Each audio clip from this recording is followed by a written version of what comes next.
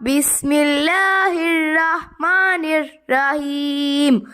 والفجر وليال عشر والشفع والوتر والليل إذا يسر هل في ذلك قسم لذي حجر ألم تر كيف فعل ربك بعاد إرم ذات العماد التي لم يخلق مثلها في البلاد وثمود الذين جابوا الصخر بالواد وفرعون ذي الأوتاد الذين طغوا في البلاد فأكثروا فيها الفساد فصب عليهم ربك صوت عذاب إن ربك لبالمرصاد فأما الإنسان إذا ما ابتلاه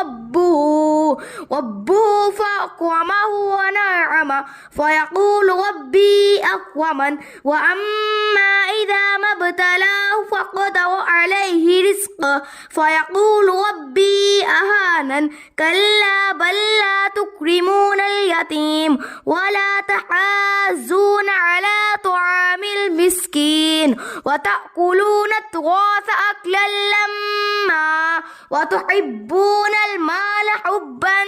جما كلا إذا دكت الأرض دكا دكا وجاء ربك والملك صفا صفا وجيء يومئذ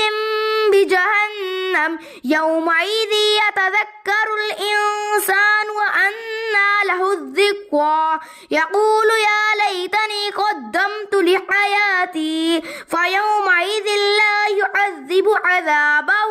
أحد ولا يوثق وثاقه أحد يا